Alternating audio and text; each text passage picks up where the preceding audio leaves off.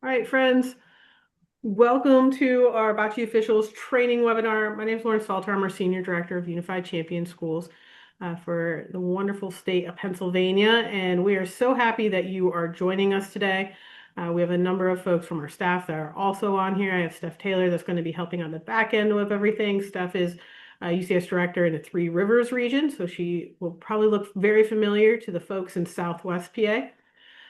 So today's goal is to run through our rules that we have for this year, give you some updates, go through a few scenarios, make sure that you feel comfortable in your role as a bocce official.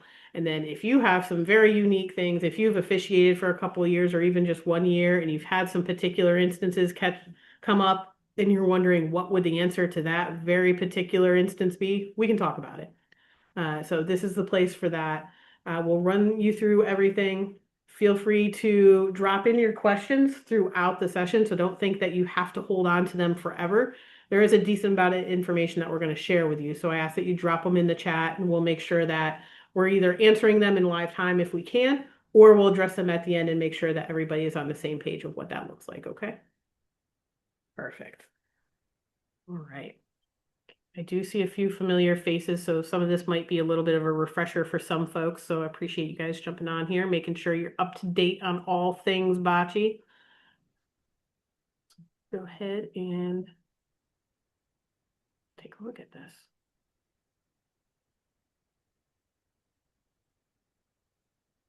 Right. So I don't lose everybody on here. Here.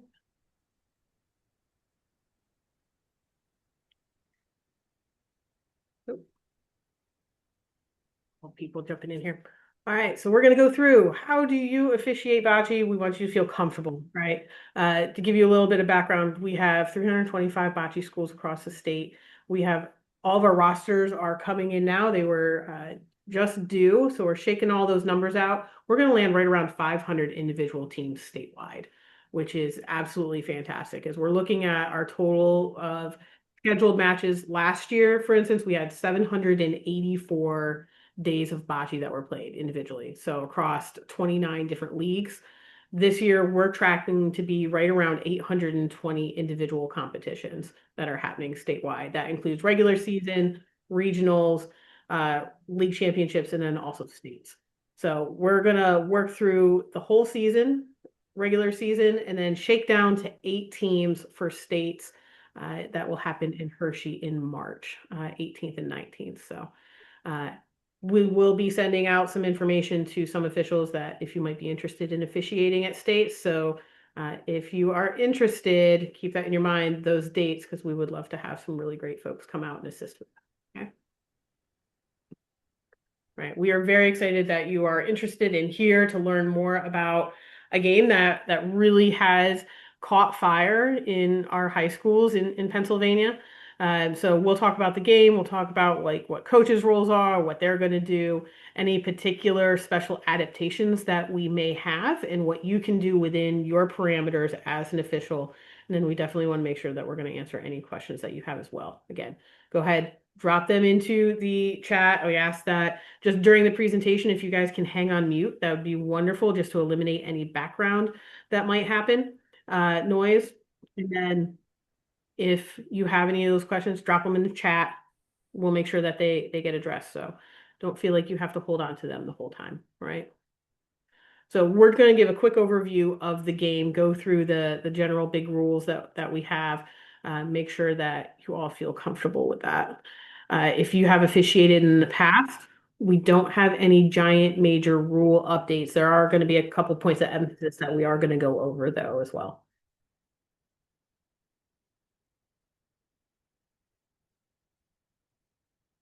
All right.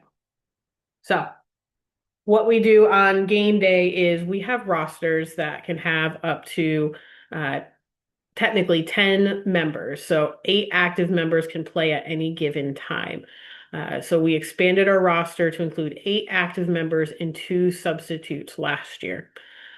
So they have to always play within a ratio of a 60-40 so that the minimum that could play on any given day, the smallest amount of a roster is 2 athletes and 2 partners. And then the maximum with 8 team members playing within a ratio would be in either direction of 5 and 3. Okay, so they're still playing within that 60-40 range there. If teams do have those 10, they have to select 8 to play in each game. They can sub from game to game. So game one's roster can look different than game two's roster. They cannot sub during a live game. Okay. So if somebody has a behavior or somebody needs to step out or whatnot, they cannot sub during an active game ever. It's not allowed. Okay. Just game one's roster can look different from game two's roster. So we just ask that you take a look at that and make sure that they're still in ratio from game to game. And just as a quick reference point, if you are new, we're saying some terminology here of athletes and partners. So athletes in our world of unified sports is a special education student. And then our unified partners or partner, as we shortened it here, would be a student athlete that does not have an intellectual disability, a general education student. Okay, so as we move through here, just that terminology will be a little bit important for you to know. On your court. So here's what we like to have. And I'm not going to play the whole training video. I trust that everybody is adults, so I'm going to allow you to watch that in your own time. But what that is it really breaks down rule by rule of how you go ahead and officiate what those rules are. But we have 2 rules. That is the head official. That is the person that is at mid-court. They are in charge of that court. So they are the person that is dictating who is rolling. They are the person that is leading any of the measuring. They are calling any timeouts that are necessary. They are the person that's communicating with the score table. Okay. They are in charge of that court. And that person has to be an adult. No questions asked. Okay. Has to be an adult. The second role that we have on that court is a line judge or official. This person can be a student. So similar to a line judge in volleyball, that can be a student athlete that is judging in or out. We can have a student athlete that is the line judge. The head official would be responsible for communicating back and forth with that line official that is calling the footfalls there. So again, line officials, you can hang on to that measuring tape, but you are not responsible for reading any of the numbers. It'll be the head official that's going to have the business end of that. But that line official's job is to call foot faults, keeping track of who is rolling. So if making sure if a wrong color is rolled, a ball is rolled out of turn, that they are raising their hand and calling a fault. So that the head official that is at that mid-court point can jump in and attempt to take that active ball out. So we'll talk about what happens on those fouls coming up here in a little bit, but that's what's going to happen. If a fault happens, it's going to be imperative that that line official is vocal, calls the foul, can even like raise their hand, but just so that they are communicating with that head official that something has happened, so that head official can take action. Okay. That line official is going to help with the measures. They are going to be the person that's going to put the blunt end of the measuring tape on the bocce ball itself at the side center. Okay. Again, this can be an adult or a student, but it cannot be somebody that is on either one of the rosters. Okay. So it has to be somebody totally different there. Your head official must be an adult. They are in charge of all the business things here. So the coin, which is imperative, your paddle of colors of dictating who is rolling. So they're going to make the judgment call of who is currently has the in ball or the ball that is closest to the Polina, and then dictating who's going to be rolling. So if green is closer, they're letting them red know that it's going to be their turn to roll. Okay. They're going to be announcing the scores, responding to timeouts. They'll also be the person that's communicating directly with the score table, make sure everything's kosher throughout the match. Okay. When any type of measures are happening at the captain's request or whatnot, if a measure is required, they're going to be the person that is pulling the tape and reading the official distance out. Okay. Reading that distance out just offers clarity not only to the coaches, but also the student athletes and to spectators so they can really know their view, your view as an official right over top of those bocce balls is very different than everybody else's perspective that's on opposite ends of that court or even up into the stands. So saying that measure really helps them kind of put those distances in perspective. Okay.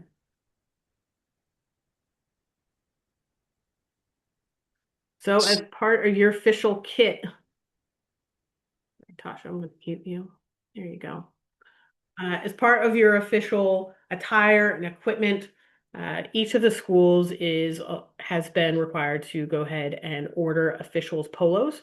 So they will have a polo for you to wear.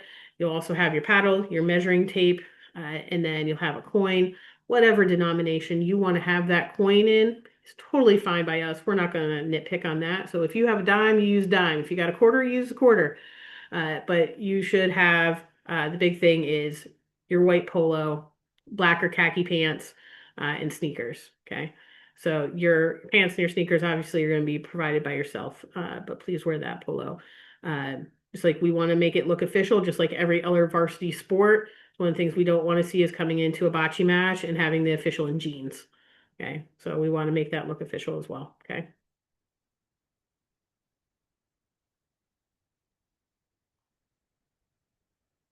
So things that are going to be there, the bocce balls are, if you have been around for a little bit, you're very familiar with the gear that comes along with it. Uh, this picture makes these bocce balls look a little bit more squishy than what they are. They are not that soft. I don't think I've realized just how compacted they make that look there. They don't have that much give. If they have that much give, they are not going to roll very well. But each team will have four bocce balls that they are going to roll during an active frame. So there are four red bocce balls, there are four green bocce balls, and then we have a small yellow or blue. For the most part, they're almost all going to be yellow. Some schools do have a blue Polina. That is going to be the target ball. So that is the small ball that's rolled out at the beginning of each frame, and each of the teams are going to try to get their bocce balls closer to that Polina before the other team's bocce balls. Okay. These are just a non-toxic gel-filled rubberized ball. They pick up every bit of dirt that ever existed on a gym floor. Yep, I see some heads nodding. They're like, yep, you totally got it. So if a team hasn't swept the gym floor, you will know. But all they need is just a wipe down. So if they do start to get a little bit gritty, you need to wipe them off during games, please do. Uh, they're a little bit low on air. Ask the AD for a ball pump. Just give them the tiniest bit. Once you see gel coming out, you've already gone too far. So just a little puff will do it. Just a quick wipe down. Obviously, we'll clean them up, and then just a little dry towel. I've never seen it. I've heard about it, but please, for the love of everything in life, do not let any heat near them. So some folks have tried to speed up that drying process. Use a dry towel. Do not use a hair dryer or any other space heater or a heating element that might be in the vicinity. Bad things will happen. Okay. So just a quick wipe down will do the trick for you.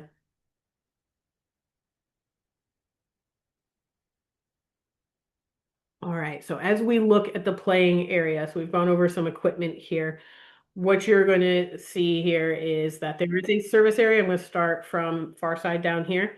On either end, so the teams will sit from here to here, which is a 10-foot box, which serves as that service area. There's going to be a line that would be their service line. They have to roll anywhere within this box. Okay. So if we're rolling from this end, it's anywhere in this box. If we're down at this end, anywhere in this box, right? So they can go all the way up to the line. They can even have their toes on the line. On is good, over is bad, okay, for the line judge. Okay.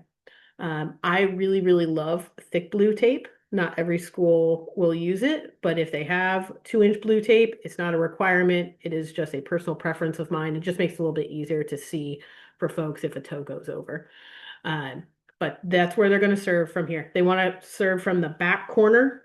All good. They're still in this box here. Okay. So they will be rolling. There's also a 30-foot mark. That's your halfway point on your 60-foot court. And then we have this dotted line that serves as like a 40-foot marker for either end. Okay. So you'll see this box here that says play area. That is on the initial roll of a Polina that a team starts with in that sequence of play, that the Polina must land in this play area on the initial roll. So that Polina comes down from the 30-foot to the 50-foot line and has to stick. It can stick on the tape if it needs to, but the second it goes over that 50-foot mark, it's not a good roll.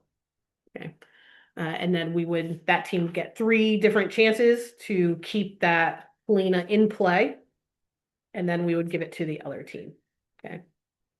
So that's just a quick layout of the land. We're going to go over the exact sequence of play in a couple of other uh, slides later in here.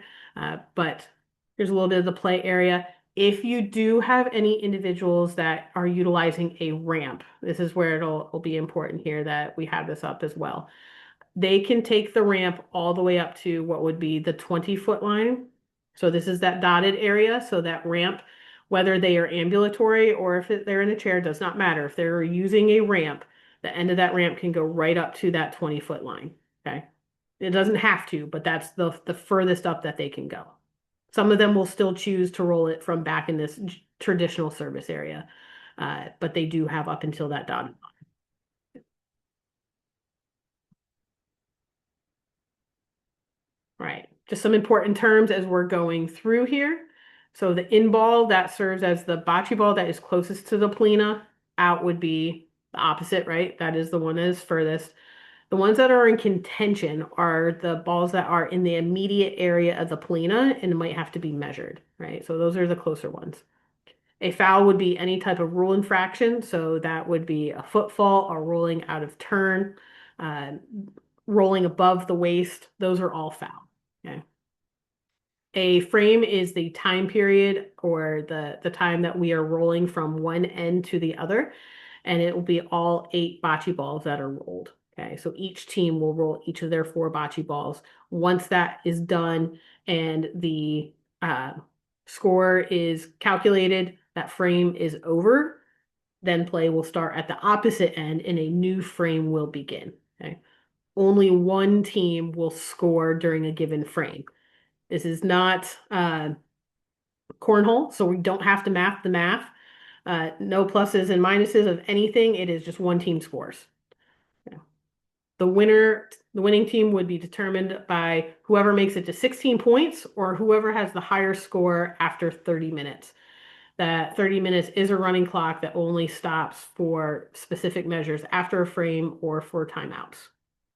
Then the game is the time that it takes to roll all the frames and declare that winner. Okay. Then the match we would call is like all the games that were included in that set. So we're going to go through some of like the sequence of play at this point of like what's going to happen from frame to frame and how everything gets started, right? So all games start with a coin toss. So you're going to call the captains up. The announcers can assist with that, getting them into that service box area, allowing the visiting team to call the toss. They can pick heads or tails.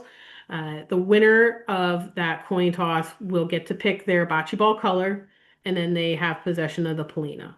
Okay, so and they roll first. They don't get to push that off. Like they get the Polina, obviously. So if they have the Polina, they're rolling first. They can't defer it. They get the Polina automatically. Okay.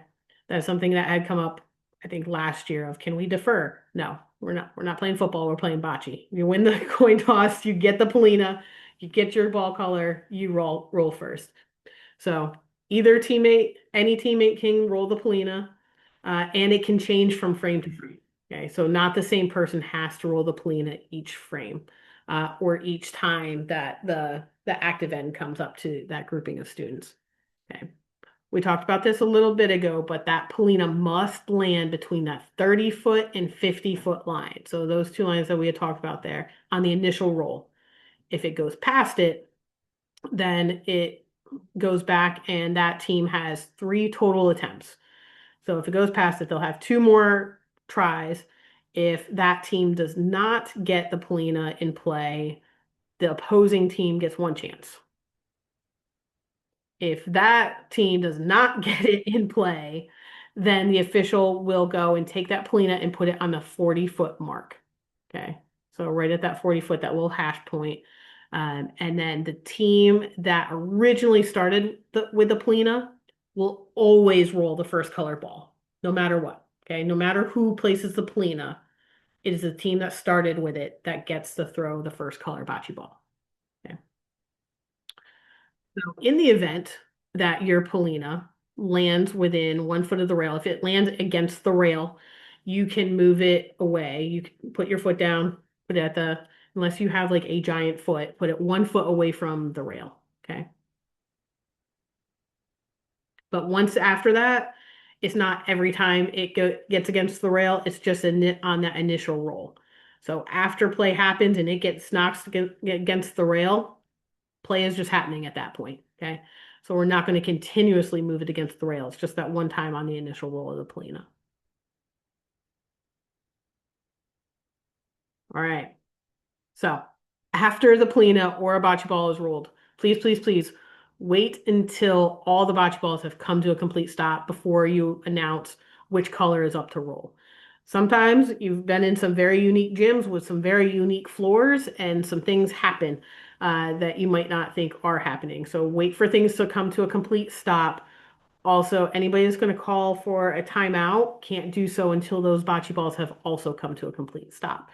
So even if that one ball that you know is not going to be any closer is just rolling on down past the Polina, you've got to wait for it to stop before you call for that next roll. Okay.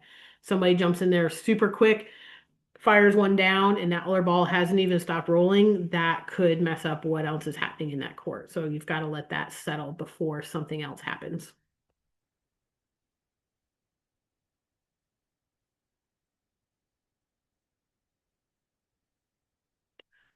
All right. So you have a color paddle that will be at your school. Some of the schools are getting brand new paddles that are super duper cool, and some of them will still have our traditional green and red. So, and the biggest thing is that yes, Steph's got it. Steph, you've got a blur on it, but you guys kind of get the hint on here. So, the company that we're working with has brand new ones that we're working on getting out to schools.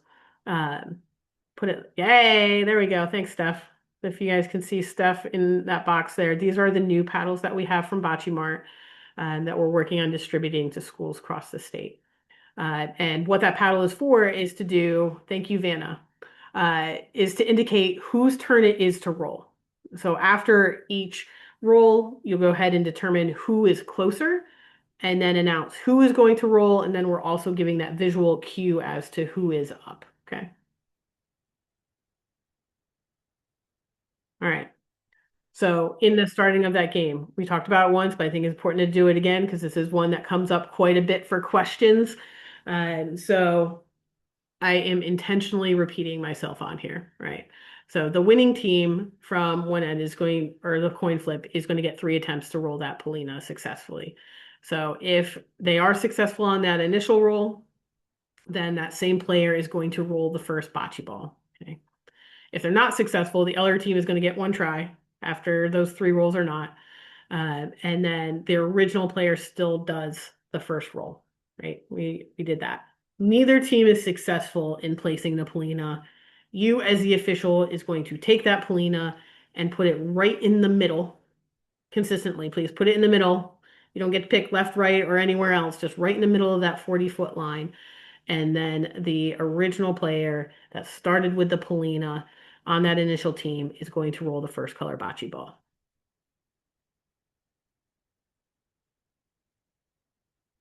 Then after that first bocce ball is rolled, the game is on at that point in time. So we are looking to see who is closer. So in this scenario that we have, that bocce ball is placed in. So we're going to use our colors here on here. That red is the first ball that was thrown. That ball is considered in. So we'll say red is in, green, it's your roll. The green team will roll until they are the in ball. So it does not alternate back and forth. It all depends, excuse me, on who is closer and who is the in ball at that point in time. They could potentially roll all 4 of their green bocce balls before the red team rolls the rest of their 3. It could go back and forth. All depends on who is closer. So Even if, say, they've rolled all four of their bocce balls, the red team now rolls until they're the in ball, and it goes back and forth there, right? So once all four of them are rolled, then you can determine what that score is going to be and make that announcement.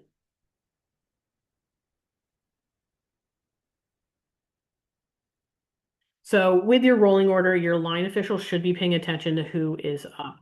So each team member rolls one bocce ball. That is it.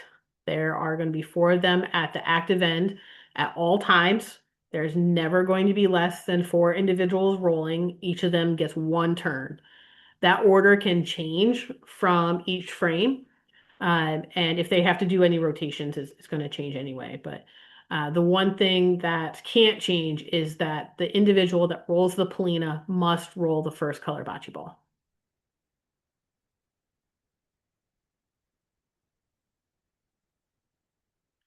Right here. So here is where some legal roles can come into place. We've got some good examples here. So all of the releases must be below the waist, and they must be we say underhand or overhand is fine. We just don't want to see this. That would be over the waist. So we don't want to launch. It is not a softball. It's not a baseball. It is not a shot put. Uh, it is okay, and you'll see it in this picture here, if the person's hand is on top of the ball. Okay. It can be on top of the ball. It can be below the ball. Either grip is fine. The big thing is it needs to be below the waist. So you're going to see it here. And the critical thing with watching how they are rolling below the waist, because some of them will get very low to the ground, and it's going to be hard to determine exactly where their waist level is. Thing is, we don't want them launching it. Okay. So it can be a little bit of a hop. That's fine. Is their hand staying below their waist on that release? And then it is follow through. Okay.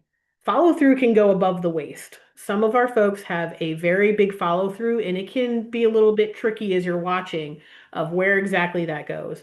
As long as it's staying nice and low, you're good. Okay. So we're not going to nitpick that bad, but you want to be consistent of how you're calling from one person to the other. Some of them, like I said, will have a very unique release, especially if they're trying to do like a top hand spin and they're trying to do it right at their waist, and then they're doing this big follow through.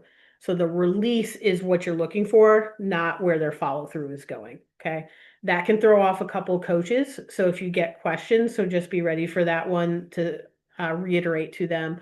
Their release was fine, although their follow through went higher than their waist. Okay. Their follow through can go anywhere they want to. Can go over here, can go over there, but the release is the key on that one, right? So legal roles that we're going to look at now, since we've gone over release, they can be standing, they can be sitting in a chair, they can be sitting in a chair with a ramp. It's going to sound a little bit like a Dr. Seuss book on this like string here. They can be kneeling as they're rolling. They can be kneeling and pushing. They can be using a walker. And we do this in coaches training, so they know what is legal and what is not. They are not coming into the service area and sitting on their bottom and pushing the ball. They can kneel, but they're not coming in to sit on their bottom. We have taught the coaches if they need to be sitting in any way, that a standard chair from the classroom, can be used and sat in that service area for them to sit in that chair. They are to kneel or sit in that chair, but they are not on their bottoms to roll. Okay.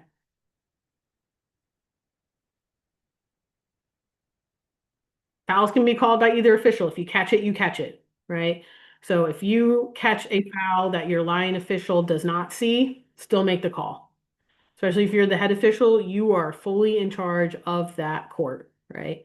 So you are working together, you are a team on that one, right? So we've talked about some fouls. You're like, great, Lauren, that's fantastic. Thank you. I know that's a foul. What do I do if it happens? So that's the next big question on here, right?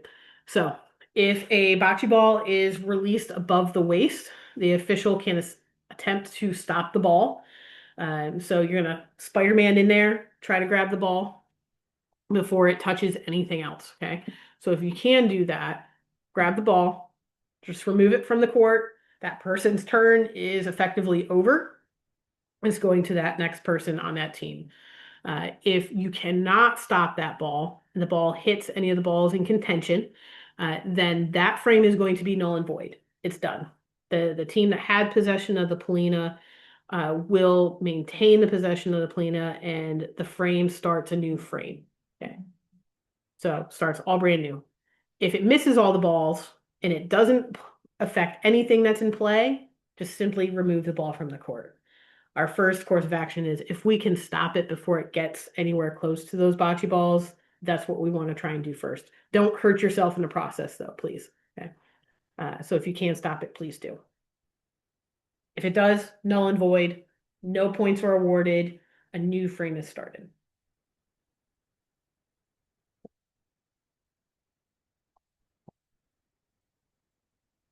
Foot faults. On is good, over is bad. Okay. So if they roll out of turn here. So officials, you're going to attempt again, you're going to try to stop the ball before it gets down the court, take it out, put it to the side.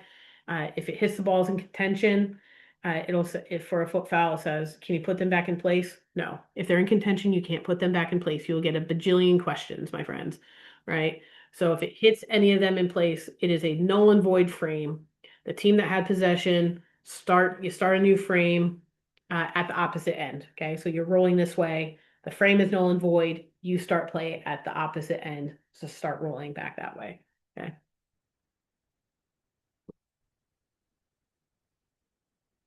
Same exact scenario. It is just if they roll this a wrong color, hopefully the line official will catch that. You're going to take that ball away, but you're going to take. So if I think it's better with a scenario here. If Steph is red and I am green, and Steph rolls one of my green balls, you're going to try and stop that ball. Okay. You're going to take that green ball and give it back to me, and you're going to take Steph's red ball out. Okay. So they lose that turn with their red ball. Okay. So we want to make sure that they are rolling the right colors, and then you're not taking away the turn of the team that had their ball rolled in error. Okay. If it does hit any of you couldn't stop it in any way, it hits the balls in contention. I don't feel that this is a strategy in any way, but if it does hit balls in contention, then the team that had possession again, the frame is null and void. The frame starts at the opposite end, no points are awarded. Okay.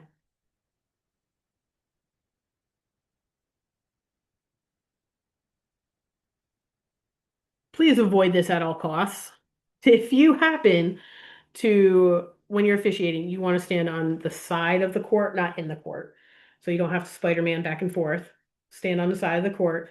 And then if you should happen is like you're measuring, be aware of like where you're at in that area. But if you happen to move any bocce balls in any way, you happen to kick them, trip over one, and things are discombobulated, if you can put them back, if it's just a small roll or something, put that back there. But if you can't put every ball exactly where it was, again, frame is null and void. It has been affected in a way that can't be replaced. Then the team that had possession of that Polina starts again at opposite end. Okay. This does not happen very often, but should it happen, we want to make sure that you're covered and aware of what needs to go on there. Calling for the points. So at the end of each frame, points are going to be awarded. Only one team is going to score. Remember that, right? So you're going to measure the closest ball to the Polina. We'll say if that ball is red, check which ball is the next closest. If the next one is red, you're going to keep on going until you get to a green, right? And then however many of those red bocce balls are closer before the green is how many points are awarded. So uh, if it is one in this quick scenario up here, we had two red before the closest green. So that would be a two. The math is wrong at the bottom of here, so I'm going to correct it at the top. Two red, right? Remember, we're not doing cornhole.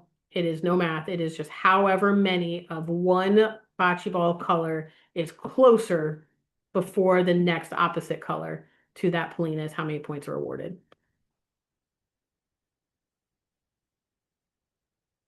Measuring. So this is my biggest pet peeve. So stay with me here, folks, please. Uh, Measuring is super duper important. Consistency in measuring, incredibly important.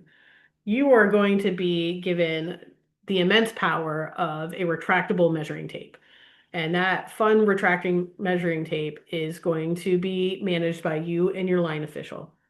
The measuring tape or the zero end is held by your line official, and they're going to put it right at the middle, the fattest point of that bocce ball, very, very carefully, so they're not moving it. Okay.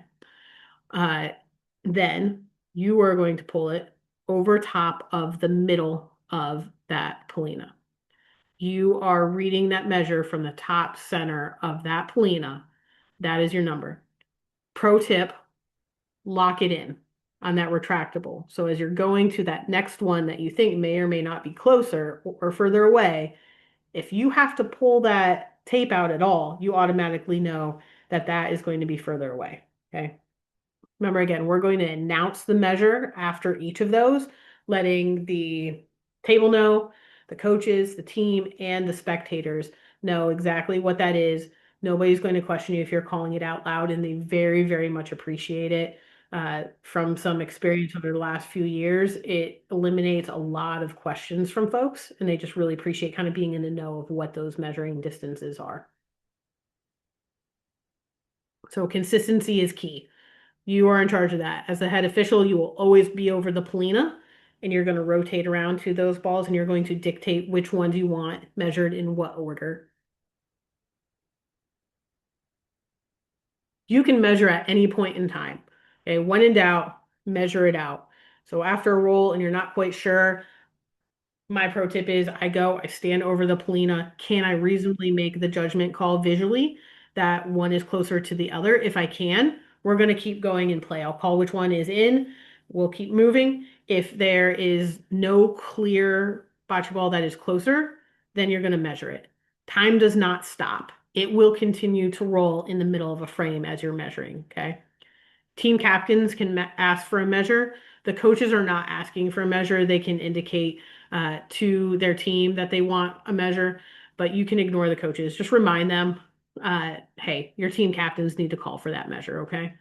Um, you have the ability as well to make that judgment call.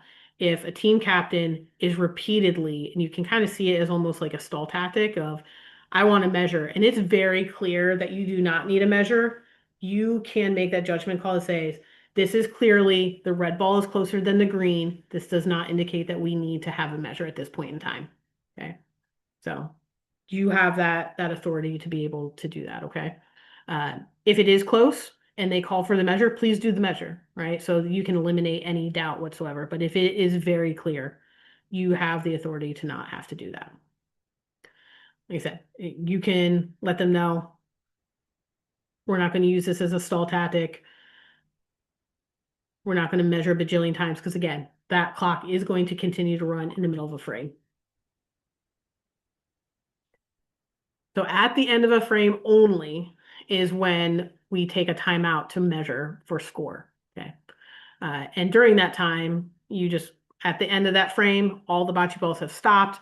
You turn towards the table, let them know, hey, we're going to take a timeout. We're going to measure for the points. You're going to measure. And during that time, the teams can be transitioning. They shouldn't just be waiting. So they can't use that as any type of ways to slow things down. Clock is stopped. They can still get their folks where they need to be. Do the measure. Once the points are announced, that's when the clock's going to start again. Okay. The folks at the score table also have sheets that remind them when they need to start and stop the clock. So they have that as well. So you've got two folks that are watching that time for you.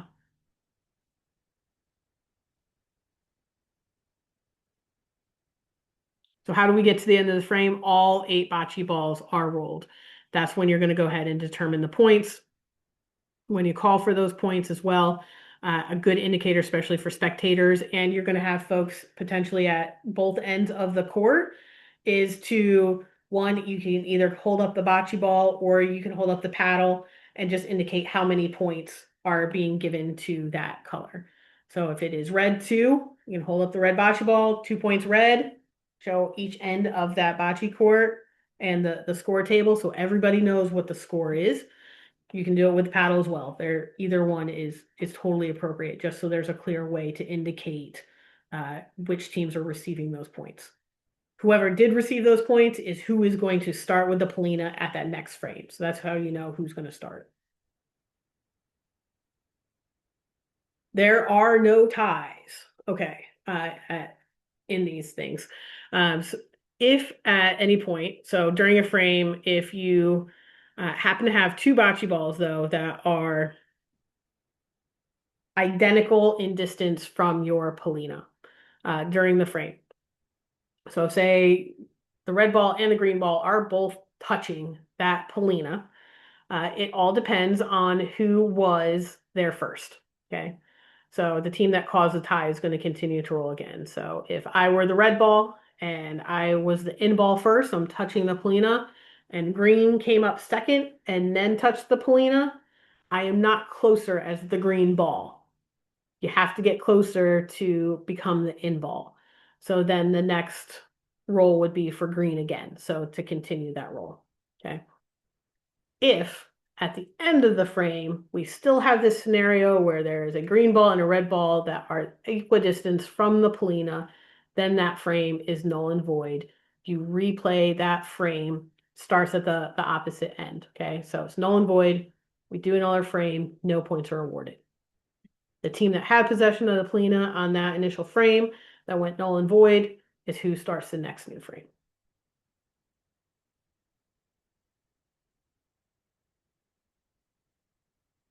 So where we absolutely have no ties is at the end of a game. So if at the end of 30 minutes, the score is tied, that tie must be broken. Must be broken, right? So one extra frame is played out. Then one team is going to score. That will break the tie. That's how we get out of that. So we don't end any games in a tie at all. Okay. Must be broken. So let's talk a little bit about timing. So each game is 30 minutes or 16 points, whichever happens first. Some things that come into play would be a 2-minute warning. So at the 2-minute mark, the announcer will say 2-minute warning, no new frames. So the frame that is in play, that is going to be the final frame that is played out. No other frames, are going to be played unless you have a tie at the end of that. If there is a new frame that is starting, a new frame is considered to be started when the Polina leaves the hand of the student athlete for the first time, even if it doesn't land in play. So if we are getting close to 2 minutes, it's 2 minutes, 10 seconds, and the student athlete is in the service area and they are going through their routine and they are still in their routine, the 2-minute warning is called and they have not released the Polina, the game's over. Because we can't start a new frame. If they let it go, whether it lands in the 30 and 50-foot area or not, then that frame is going to be played out. Okay. So you've got to do it before that time.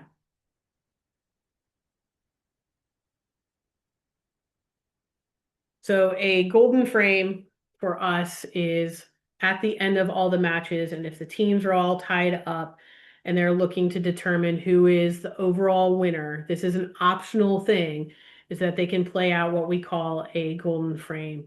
And it just means that each team will choose 4 players from one of their teams, so 2 partners and 2 athletes, to roll out 8 bocce balls total between the 2 teams. You do a coin toss, play out 1 frame, there's no timeouts, and whoever wins that frame has won the match. Important for folks to know as well, again, optional. So if one of the teams doesn't want to do it, don't have to. It does not count towards their overall record. It's just a simple tiebreaker. Right, just some random odds and ends things that can pop up or things that have happened. If a bocce ball hits the backboard, hits the very end of the court, it's still in play. The only way that a ball becomes dead if it hits that backboard and pops out of the court. As long as it stays in the court, it's good to go.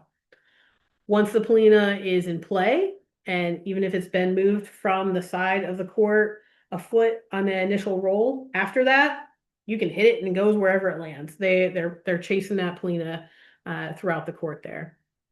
If a bocce bounces out of the court, it's dead ball. If the Polina leaves the court, automatically null and void frame. Okay. So somebody really jets a laser down there, blows everything up, uh, then that's going to be a null and void frame. If at the end of a frame, the bocce and the polina are both touching, or some have referred to it as kissing, there's no extra points given. Don't know where that myth came from, but we have to reiterate that every year that it does not matter if you are actually, you don't get bonus points for touching the polina at the end of that frame. Okay. And then at the end of the game, so all our score sheets are electronic. So all the coaches just need to come, and yourselves as well, just type in your name and we can just log that in as the official score. Then we keep track of every team's record throughout the season for regular season play, and that's how they advance through postseason.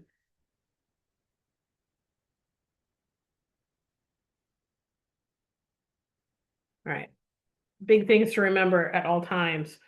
Uh, please always pay attention. I know I'm talking to a really, really awesome group of folks here. So just doing my due diligence to say that I said it.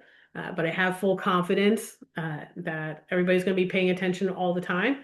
You need to be completely impartial, even if it's your team playing. It is just a very, I'm not going to say black or white. We're going to say green or red. It's one is closer or one is not. And you're giving an accurate description of what that is. You're calling fouls evenly. You're making those consistent calls. Your judgment calls are final, right? So if you determine one is closer than the other, that's not up for debate from the coaches. We'll have a rule book at the score table for you. So if you have any questions, you can do a timeout, make an official timeout and go and refer to that book. We also have the listings of the liaisons. So for each school, they have a specific SOPA liaison that they can call for rules interpretation if needed.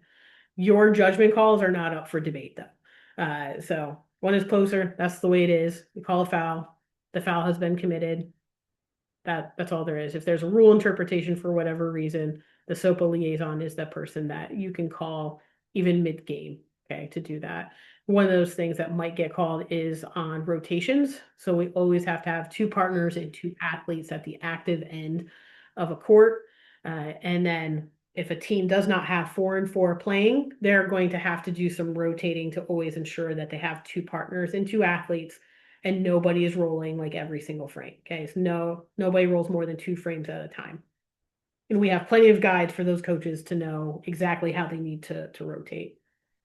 And then you're not just to listen to the score table, but to communicate with them, right? You're on the same team of facilitating that game and match.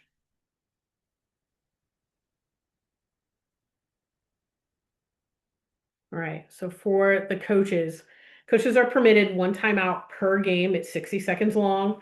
The score table will keep track of that 60 seconds. They request the timeout to the officials, the kids do not, right? So coaches are going to ask that of you. They can request a timeout at any point in time. They do not have to have possession. It used to be they did. That has been a rule change a couple years ago. So either team can call it if they haven't already.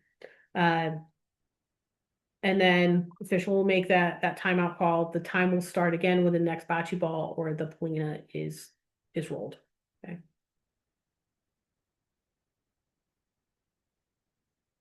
Again, I think we all can determine how we need to call a timeout. I won't spend much time on this slide here. Very good, Michael. You got it down. I didn't even have to demonstrate it. Thank you.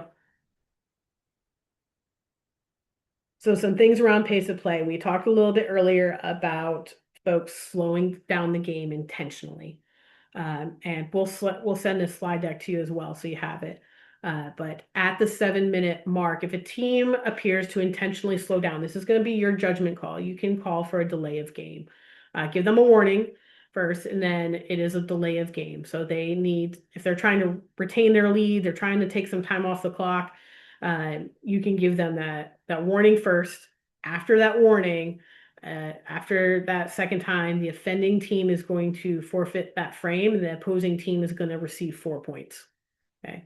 Doesn't happen often. Generally, the warning takes care of it pretty quick because nobody wants to give up 4 points, especially if they're real close, right? But don't be afraid to give that warning if you have to. If somebody is intentionally doing that, you're going to learn what the general pace of a team is in each of those players. So you'll know when it gets to that point after so much time, 23 minutes have already elapsed, who's already kind of on, takes a little bit of time to get in and out of the box, who's a little bit quicker. If you see that changing, then you can go ahead and make that warning to that head coach. Okay. So again, you want to keep those things moving. We're going to go ahead and we're going to give some prompts to folks. So we're going to remind them, we're giving that visual cue, right? We have our paddle. We're going to, after you've determined who is in, your first prompt is always going to be red is in, green roll, or whichever one is closer, who is going to roll, flipping your paddle. After 10 seconds, each of these prompts is after a 10-second mark here. The second prompt will come in, given to you, say, all right, red is in, green, it's your role, letting them know. Obviously, we're watching for attempts to get to the service box. Are they moving to get into place? Are they making the attempt to get there? So they're getting in there. After that 20 seconds, then we're going to say, hey, all right, this is our last prompt. I'm going to start a 10-second countdown. Red is in, green, it is your role. You have 10 seconds. Then very much like a basketball 10-second. Just give them that visual cue. If the ball is not rolled in that time, then it's going to be declared a dead ball. Okay. I want to give them all those chances. This rule had come into play a few years ago when we had some folks that would not move from their chairs. We did not have an indicator of what happened if, like, all right, time's continuing to roll, they're not getting out of their chair, but we don't have a mechanism to do anything about it. So this rule was put into place. If that should happen, that turn is lost. After that dead ball is called, again, we would say red is in, green roll, and the next person would go. Okay, that turn is initially lost though.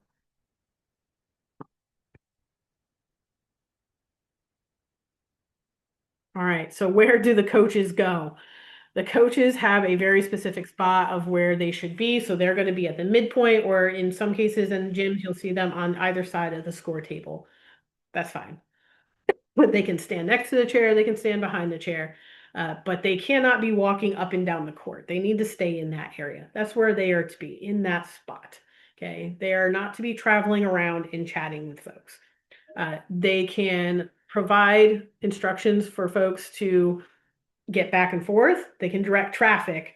They can say, give positive affirmations, but they are not coaching. Okay. They can give those generic prompts of roll the ball. We're trying to keep things moving, but we can't say things like roll to the left, roll to the right, roll it hard.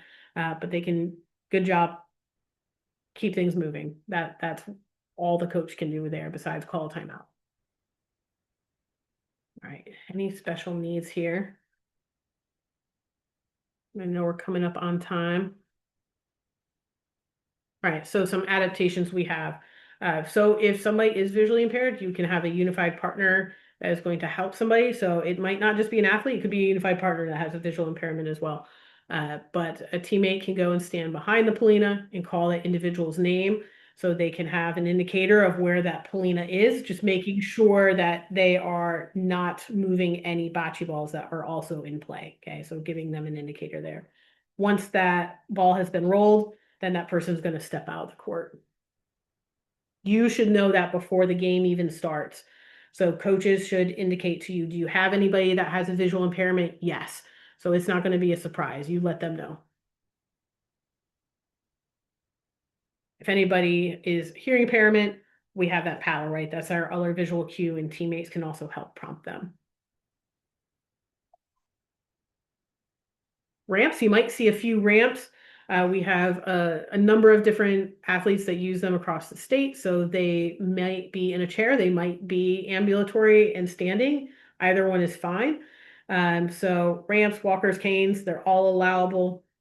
They just can't use any mechanical device to propel the bocce ball there. So you're going to see a bunch of different ramps that are utilized. The big thing is the independence of that individual using the ramp to be the one that releases the ball.